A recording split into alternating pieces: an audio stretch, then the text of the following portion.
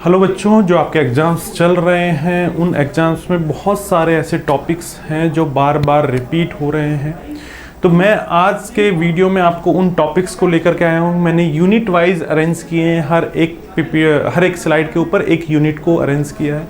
तो जितने भी चैप्टर्स हैं उनके अंदर जो क्वेश्चंस रिपीट हुए हैं उनको आप एक बार जरूर देख करके जाए। फिर मैं बोलूँगा कि आपको पूरा रिवीजन करके जाना, पूरा सिलेबस कंप्लीट करके जाना, लेकिन इन टॉपिक्स को थोड़ा अच्छे से देख करके जाना है क्योंकि यहाँ से क्वेश्चंस बार बार रिपीट हो रहे हैं। ठीक है, तो स्टार्ट करते हैं।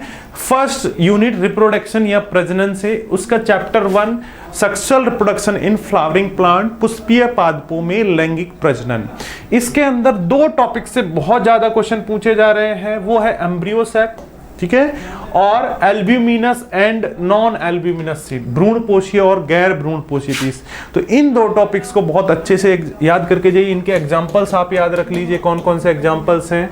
इसके अंदर अरेंजमेंट पूछा है कि एम्ब्रियो सैक का अरेंजमेंट कैसे होता है, कौन सी सेल्स किधर पाई जाती है, कितनी सेल होती हैं, कितने न्यूक्लियस होते हैं, वो सब पूछ रहा है। चैप्टर 2 की बात करें, ह्यूमन रिप्रोडक्शन, मानव प्रजनन। इसके अंदर दो टॉपिक से तो बहुत ही ज्यादा क्वेश्चन पूछा जा रहा है, स्पर्मेटोजेनेसिस और oogenesis। एकदम याद करके जाइए। शुक्राणु जनन और अंड जनन को, शुक्राणु जनन में आपको सीक्वेंस पता होना चाहिए कि स्टार्टिंग कहां से होती है और स्पर्म तक बनने तक कौन कौन सी सेल्स होती हैं, कौन कौन से डिवीजन होते हैं, उनकी प्लॉइडी क्या होती है, सब कुछ पता होना चाहिए। oogenesis में भी आप एक टॉपिक और याद रखिए, मेंस्ट्रुअल साइकिल, MC या मेंस्ट्रुअल साइकिल या ऋतु स्राव चक्र को भी आपको पढ़ के जाना। चैप्टर 3 की बात करें, रिप्रोडक्टिव हेल्थ या प्रजनन स्वास्थ्य। इसके अंदर दो टॉपिक्स बहुत ज्यादा पूछे जा रहे हैं, ज्यादा पूछने को है भी नहीं। आपको बैरियर मेथड्स, आपको याद करना है कॉन्ट्रासेप्टिव मेथड। उसके अंदर आईयूडीज के बारे में बहुत पूछ रहा है, कभी हार्मोनल आईयूडी पूछ ले रहा है, कभी नॉन मेडिकेटेड आईयूडी पूछ ले रहा है, कभी कॉपर रिलीजिंग आईयूडी पूछ ले रहा है। तो आईयूडीज के बारे में पढ़ के जाइए। और ART, असिस्टेड रिप्रोडक्टिव टेक्नोलॉजी, सहायक प्रजनन प्रौद्योगिकियों के बारे में भी पूछ रहा है। इसके अंदर आपसे जिप्ट पूछ सकता है, इसके अंदर आपसे गिफ्ट पूछ सकता है, ठीक है। इसके अंदर आपसे आर्टिफिशियल इंसेमिनेशन के बारे में पूछ सकता है। इसके अंदर आपसे और क्या पूछ सकता है, आर्टिफिशियल इंसेमिनेशन। इसके अलावा और आपसे ICSI, इंट्रासाइटोप्लाज्मिक स्पर्म इंजेक्शन। तो ये सारी टेक्निक्स को आपको पढ़ के जाना है, ठीक है। तो ये कुछ टॉपिक्स हैं जिनको बार बार रिपीट कर रहा है NTA, बार बार इन्हीं टॉपिक से क्वेश्चन पूछ रहा है। तो इस यूनिट के अंदर आपको ये टॉपिक्स जरूर से जरूर देख करके जाने, आपके लिए हेल्पफुल होंगे। नेक्स्ट अगर यूनिट की बात करें, जेनेटिक्स एंड इवोल्यूशन यूनिट की बात करें, जो यूनिट नंबर 2 है, उसके अंदर 3 चैप्टर्स आते हैं।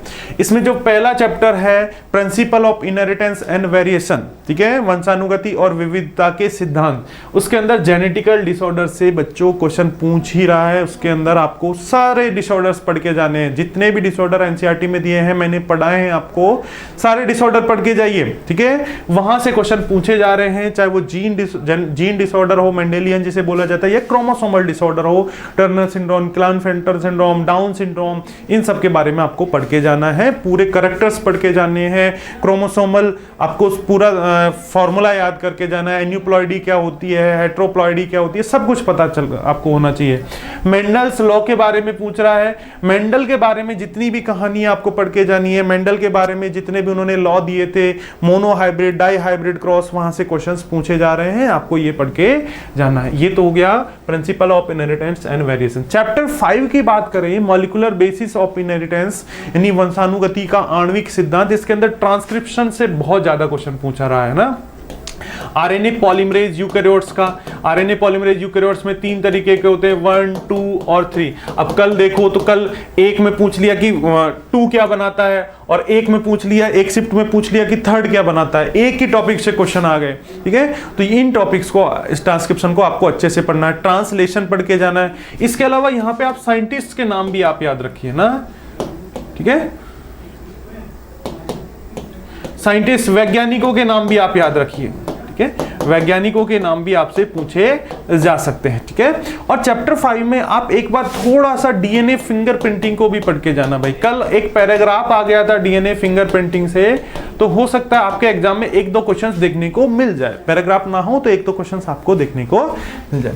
फिर क्वेश्चन नंबर 6 इवोल्यूशन की बात करें तो बहुत ज्यादा क्वेश्चंस इवोल्यूशन से पूछे जा रहे हैं, विकास से बहुत ज्यादा क्वेश्चन, और सबसे ज्यादा तो ब्रीफ हिस्ट्री ऑफ इवोल्यूशन, ठीक है। जो मैंने आपको बताया भी था कि 2 डायग्राम है, ठीक है। जो विकास का जो क्रम है उसमें 2 डायग्राम में कौन कौन से एरा आते हैं, उसके अंदर कौन कौन से पीरियड्स आते हैं, कौन कौन से एनिमल्स कब ओरिजिन उनका हुआ, तो वो सब क्वेश्चंस पूछे जा रहे हैं। तो ये आप जरूर से जरूर देख करके जाइए, ठीक है। Geological time scale, geological time scale, ठीक है, ये आप देख करके जाइए। होमोलॉगस एनालॉगस, ये तो पहले भी बता चुके हैं, यहां से बहुत क्वेश्चन पूछे जाएंगे और पूछे जा भी रहे हैं। ह्यूमन इवोल्यूशन भी बहुत अच्छा टॉपिक है, यहां से भी क्वेश्चन पूछे जा रहे हैं। तो इन तीनों टॉपिक्स को इवोल्यूशन के अंदर आपको पढ़ के जरूर जाना है। तो ये टॉपिक्स आपके जेनेटिक्स और इवोल्यूशन से रहे। अगर तीसरी यूनिट की तरफ चलें तो इसके अंदर 2 ही चैप्टर्स हैं, डिजीज और microbes in human welfare. Disease, human health and disease, मानव स्वास्थ्य एवं रोग। इससे जनरली क्वेश्चन पूछा जा रहा है टेबल बेस्ड, एक तरफ डिजीज दे देगा, रोग दे देगा, एक तरफ पैथोजन रोग जनक दे देगा, आपको मैच करना रहेगा, ठीक है। तो वो सारे आपको पता होना चाहिए, कितने रोग हैं, कौन कौन से रोग हैं, किससे होते हैं। मलेरिया का लाइफ साइकिल पूछा था तो वो एक रोग से ही क्वेश्चन था। चलो, ड्रग्स और अल्कोहल से क्वेश्चन आ रहे हैं भाई, लगातार क्वेश्चन आ रहे हैं, तो सारी ड्रग्स आपको पढ़ के जानी है। अल्कोहल का क्या अब्यूज है, ठीक है, अल्कोहल क्या क्या कर सकती है, कौन कौन से नेगेटिव इफेक्ट हैं बॉडी के ऊपर, सारी बातें आपको पढ़ के जानी है। तीसरा एड्स और कैंसर, ठीक है, इनके बारे में भी देख करके जाइए। कम क्वेश्चन पूछे जा रहे हैं लेकिन मैं को बिलीव है कि यहां से क्वेश्चन अब पूछे जाएंगे, क्योंकि इन टॉपिक से बहुत ज्यादा क्वेश्चन पूछ लिए। इन दोनों को भी आपको पढ़ के जाने, अच्छे टॉपिक्स हैं, ठीक है। चलो, चैप्टर 8 की बात करें, छोटा सा चैप्टर है, माइक्रोब्स इन ह्यूमन वेलफेयर, मानव कल्याण में सूक्ष्म जीव। इसके अंदर एक क्वेश्चन सिंपल तो ये बनता है कि एक तरफ ऑर्गेनिक एसिड दे देगा, कार्बनिक अम्ल दे देगा, एक तरफ उसके आपको माइक्रोब बताना रहेगा, या फिर कोई भी बायोएक्टिव कंपाउंड दे देगा, उसका माइक्रोब बताना रहेगा। एक क्वेश्चन बायोगैस से बहुत क्वेश्चन पूछे जा रहे हैं ना, जो जैव गैस है, बायोगैस है, इसको पढ़ के ही जाना है आपको। इसके कंपोनेंट को कौन बनाता है, एक ही तो बैक्टीरिया बनाता है, मिथेनोबैक्टीरियम, 4 गैस का कंपोनेंट होता है।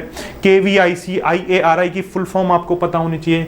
बायोलॉजिकल कंट्रोल के बारे में आपको पता होना चाहिए, कौन कौन से ऑर्गेनिज्म किसको बायोलॉजिकल कंट्रोल कर रहे हैं। साथ में आप बायो फर्टिलाइजर भी देख करके जाइए, बायो फर्टिलाइजर से भी बहुत क्वेश्चन पूछे जा रहे हैं, ठीक है। बायो फर्टिलाइजर्स, जैव उर्वरक से भी बहुत क्वेश्चन पूछे जा रहे हैं। तो ये कुछ टॉपिक्स हैं जिनको आपको जरूर से जरूर पढ़ के जाना है। फिर मैं बोलूंगा कंप्लीट रिवीजन करके जाइए, लेकिन इन टॉपिक्स को और अच्छे से देख करके जाइए। चलो, क्वेश्चन चैप्टर 9 एंड 10, जो यूनिट 4 है आपकी बायोटेक्नोलॉजी से रिलेटेड, इसके अंदर जो प्रिंसिपल एंड प्रोसेस है, देखो ये पूरा जो चैप्टर है 2 ही टॉपिक्स में कंप्लीट हो जाता है। तो आपको इसकी स्टेप्स पढ़ के जानी है। स्टेप्स के अंदर आपको PCR भी पता होना चाहिए, स्टेप के अंदर आपको जेल इलेक्ट्रोफोरेसिस भी पता होना चाहिए। वेरी हॉट टॉपिक्स हैं ये, ठीक है। जेल इलेक्ट्रोफोरेसिस के बारे में भी पता होना चाहिए, PCR के बारे में भी पता होना चाहिए, बायो रिएक्टर के बारे में भी पता होना चाहिए, ठीक है। बायो रिएक्टर के बारे में भी पता होना चाहिए। तो ये सारे टॉपिक्स आपको पढ़ के जाने हैं। टूल्स के अंदर एंजाइम्स, ठीक है, सारे एंजाइम्स आपको पढ़ के जाने हैं, क्वेश्चंस पूछे जा रहे हैं, ठीक है। तो ये तो हो गया प्रिंसिपल एंड प्रोसेस बायोटेक्नोलॉजी का। अगर एप्लीकेशन की बात करें तो 2 टॉपिक बहुत ज्यादा रिपीटेड हैं, BT कॉटन और जीन थेरेपी। ये टॉपिक तो बहुत ही ज्यादा रिपीटेड है और यहां से पैराग्राफ बार बार आ रहा है, पैराग्राफ आ रहा है, यानी यहां से 5 क्वेश्चंस आपको जरूर से जरूर देखने को मिलेंगे। तो जीन थेरेपी और BT कॉटन को जरूर से जरूर पढ़ के जाइए बच्चों, ठीक है। चलो नेक्स्ट, अगर लास्ट यूनिट की बात करें, यूनिट 5, उसके अंदर 3 चैप्टर्स हैं, चैप्टर 11, 12 एंड 13।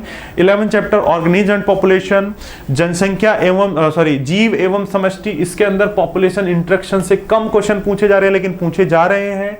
सबसे ज्यादा क्वेश्चन पॉपुलेशन ग्रोथ, जनसंख्या वृद्धि से पूछे जा रहे हैं। पॉपुलेशन पिरामिड से भी क्वेश्चन पूछा जा रहा है, और इसमें स्टेबल जो पिरामिड होता है, जिसमें स्टेबल या स्थायी ग्रोथ देखने को मिलती है, बेल शेप जो पिरामिड है, उससे बहुत ज्यादा क्वेश्चन पूछे जा रहे हैं। तो पॉपुलेशन पिरामिड भी आपको अच्छे से पढ़ के जाना। पॉपुलेशन पॉपुलेशन ग्रोथ, जनसंख्या वृद्धि और जनसंख्या के पिरामिड। ठीक है, चलो चैप्टर 12 की बात करें तो प्रोडक्टिविटी और डिकम्पोजिशन से बहुत ज्यादा क्वेश्चन पूछे जा रहे हैं।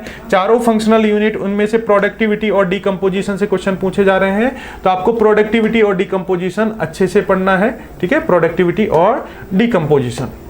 चलो चैप्टर 13 की बात करें, लास्ट चैप्टर है आपका बायोलॉजी का, तो इसके अंदर एक्स सिटू इन सिटू कंजर्वेशन, आपको सारे एक्स सिटू इन सिटू कंजर्वेशन पढ़ के जाने हैं, चाहे वो इन सिटू हो चाहे एक्स सिटू हो, चाहे वो national park, sacred groves, wild life safari, सारे आपको पढ़ के जाने। बहुत अच्छा क्वेश्चन पूछा जा रहा है एक्स सिटू इन सिटू से, और पूछा जाएगा, एक ना एक क्वेश्चन जरूर आएगा।